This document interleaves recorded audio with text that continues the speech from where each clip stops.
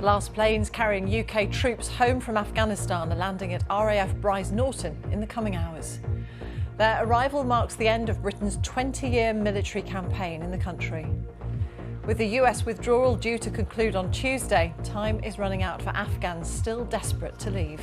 Flights are almost over. So us almost. Flights are, what are you going to do now? So what about us? We are work with them. We support them. More explosions as the US carries out another airstrike, this time in Kabul. Officials say an imminent ISIS-K threat has been stopped. Also on tonight's programme, Hurricane Ida makes landfall on the Louisiana coast with wind speeds of up to 150 miles per hour, forcing thousands of people to leave. And golds galore for British athletes on day 5 of the Paralympics in Tokyo.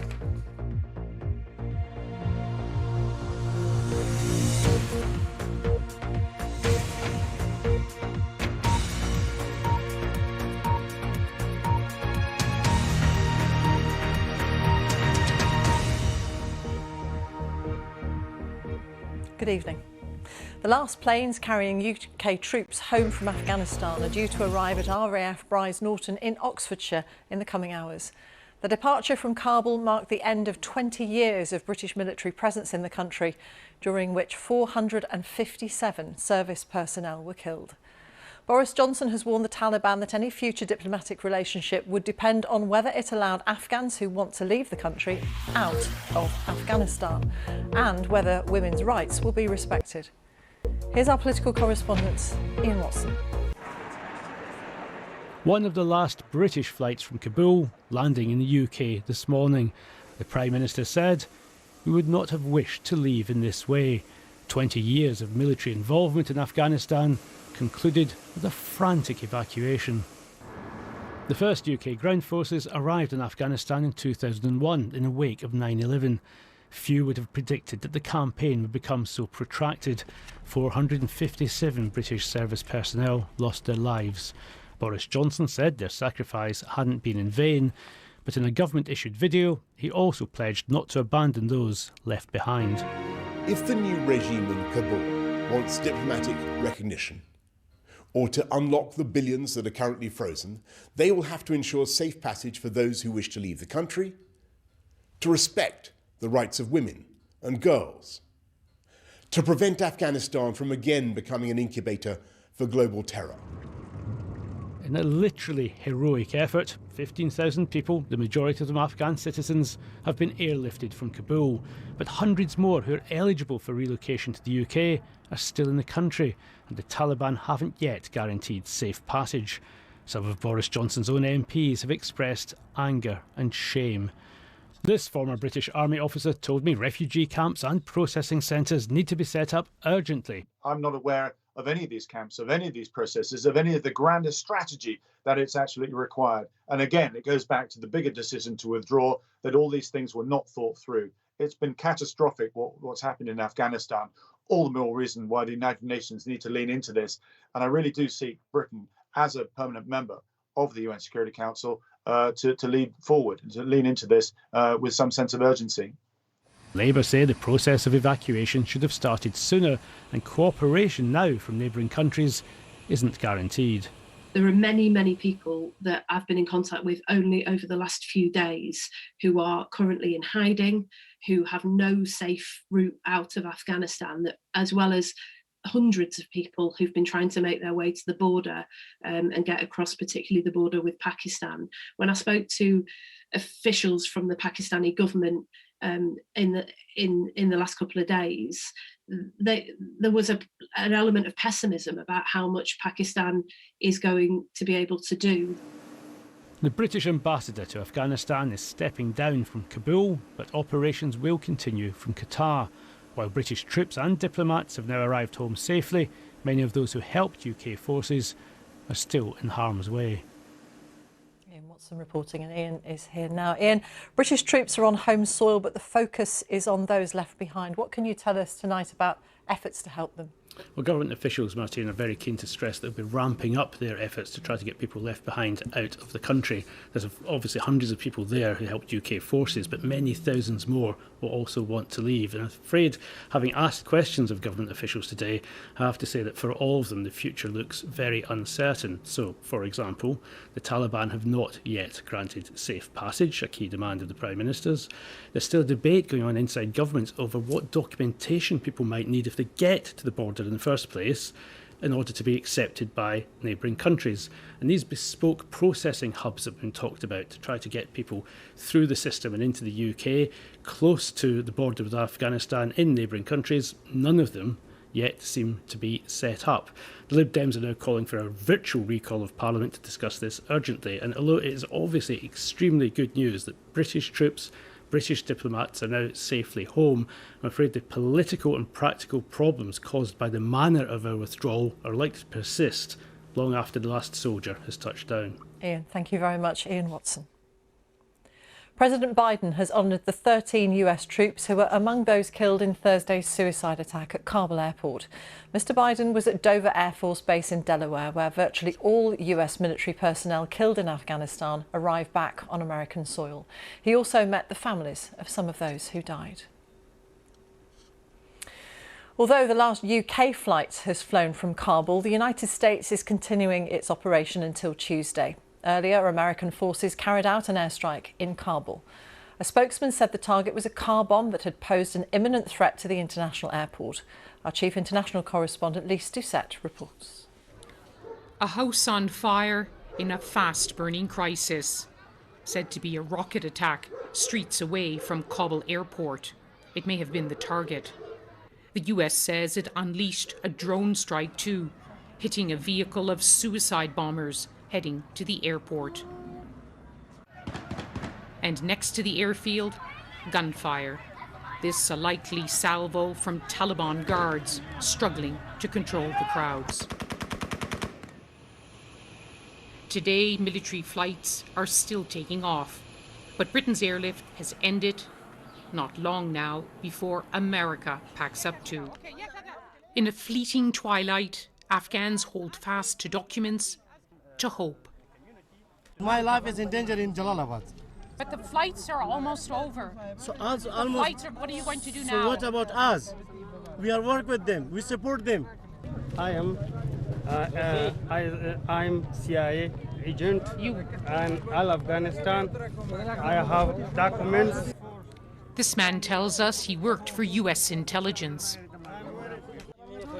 Some people, like this man, received an email saying going to the gate.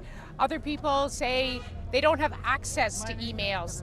They hear the news that the military flights are all but over. But even in these last few hours, they still keep trying on the basis of what they've heard. The new face of security in this city, many Taliban fighters wearing the same uniforms and driving the same vehicles as the Afghan government forces they ousted. A new order takes shape. And on a plane out, a new life starts. 26-year-old Sanam gave birth to a girl as she flew to Britain, a baby named Chava, or Eve, who may now have a better future. And so it's so clear now that so many Afghans did get out in this extraordinary operation, but it's equally clear that so many didn't. Even now, we are receiving urgent SOS messages from musicians, university students, female politicians, the kind of Afghans who feel vulnerable, who have been threatened by the Taliban, and at the very least now feel they can't have the kind of future, the kind of life here that 2 decades of international engagement trained, educated, and prepared them for. And many say the Taliban are stopping them from leaving. Lise, thank you very much. Lise Doucette in Kabul. Thousands of people are fleeing the US state of Louisiana as Hurricane Ida has made landfall there. New Orleans is under threat, with warnings of what's being described as life-threatening storm surges and winds of up to 150 miles per hour. Our correspondent Neda Tawfiq sent this report. It's past time to prepare as the skies darken with Hurricane Ida's approach. All New Orleans can do now is wait. The fear of what's to come has paralyzed this otherwise carefree city. Earlier, masses rushed to the airport to evacuate before it shut down as Ida grew rapidly in strength. Many others took to the road. We have 2 kids in the car. They're both 12 months. We really wanted to evacuate for them. Like, best case scenario is like power outages and some like minor flooding. Worst case, I don't even want to think of that. The strength of these winds. For those who stayed, like Ella and Charles with their newborn son, storm preparation has become a way of life. Every year it's on the back of your mind that a big storm could and probably will come. Each year the number of storms increases, their intensity increases. The governor of the state has warned this could be a historic hurricane. We're absolutely doing everything that we can now to get people to take those last minute steps. But really, we asked people to make sure that when they went to bed last night, they were prepared to ride out the storm and that they would go to bed where they intended to ride out the storm. The region's new storm defenses, which failed during Hurricane Katrina in 2005 on this exact date, will be tested like never before. But even with protections in place, Ida is expected to have a catastrophic impact.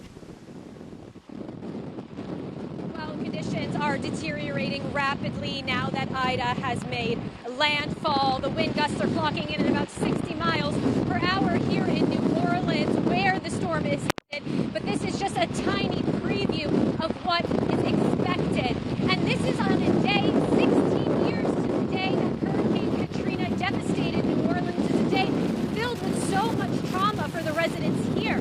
This storm, though, could be one of the strongest to hit the United States. The mayor has already warned residents that emergency services won't be able to reach them to stay inside. And complicating all of the efforts in recovery, of course, is a surge in COVID cases here. It is a dangerous mix here in Louisiana.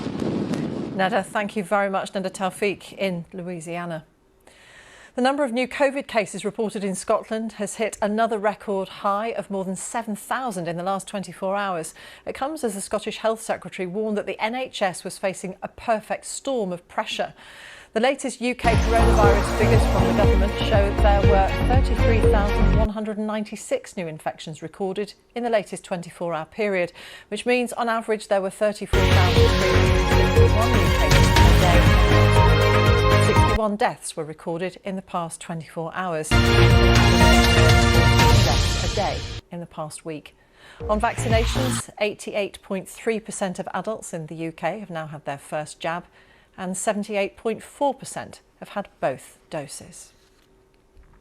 Time for a look at all the sports news now. Here's Ollie Foster at the BBC Sports Centre. Ollie. Many thanks, Martine. It's been another really good day for Great Britain at the Paralympics. 7 more golds, including a first in wheelchair rugby, but there was a serial winner on the athletics track. From Tokyo, here's our sports correspondent, Andy Swiss. It's become one of British sport's most gloriously familiar sights. Hannah Cockcroft has never lost at the Paralympics, and once again she did what she always does. It's a new world record! A 6th Paralympic title for Cockcroft, who prepared for the heat of Tokyo in a plastic greenhouse at her home in Cheshire. We got up to like 45 degrees one day, which our hottest day here has been 44 degrees, so it worked pretty well. At times it just felt stupid. It felt so silly to be doing it, but here we are and it's worked, so maybe that's the secret. Others, though, were on the road to redemption. After a mistake cost her gold in Rio, Lauren Steadman nearly retired. She'll be glad she didn't. Triumph in the triathlon and the biggest smile in Tokyo. But there was British delight everywhere. At the rowing lake, Lawrence Whiteley celebrated his 30th birthday by retaining his double sculls title with Lauren Rolls. And the mixed coxed 4 also took gold. In the judo, meanwhile, world #1 Chris Skelly lived up to his billing as he took gold, as did Britain's equestrian team, a title they've won at every Games since 1996. But among the glut of golds today, one was particularly special. Britain had never won a medal in wheelchair rugby until now. Few Paralympic sports make quite such an impact. It's been described by one former player as chess with violence, And in the final against the USA, Britain powered their way to victory and to history. Oh, terrific move. A golden moment for British parasport on another golden day. Andy Swiss, BBC News, Tokyo. Today's Belgian Grand Prix will go down in history as the only Formula One race to have no racing. After a 3-hour delay because of heavy rain at Spa, the drivers managed just 2 laps behind a safety car before the Grand Prix was called off. Max Verstappen was given the win by virtue of qualifying on pole, but he still trails Lewis Hamilton in the standings, with the number of race points awarded to the drivers today halved. Rangers have won the first Old Firm match of the Scottish Premiership season. They beat Celtic 1-0 at Ibrox to move up to 3rd in the table. Nesta McGregor reports. A lunchtime kick-off at Ibrox with all the key ingredients. 2 teams in Rangers and Celtic.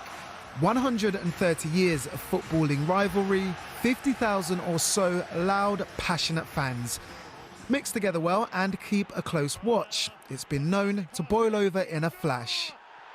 The first decent chance fell to Celtic, although striker Odsonne Edouard made a meal of the effort. Rangers are current Premiership champions, and the closest they came to opening the scoring was this tasty effort from Ryan Kent, his curling shot brushing the post. The game's key moment was served up just after the hour mark. A thumping header from central defender Philip Helander.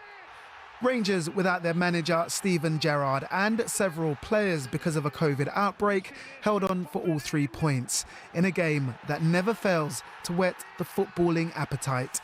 Nesta McGregor, BBC News. Tottenham Hotspur are the early leaders in the Premier League. They beat Watford 1-0. They're the only side to have a 100% record. Manchester United, they're up to 3rd. Mason Greenwood with the only goal of the game at Wolves against the run of play. Elsewhere, Burnley drew 1-1 with Leeds. Lots more reaction to today's stories on the BBC Sport website, of course, but that's all for now. Martine. Ollie, thank you very much. That's it for now. We're back with the late news at 10, now on BBC One. It's time for the news where you are. Goodbye.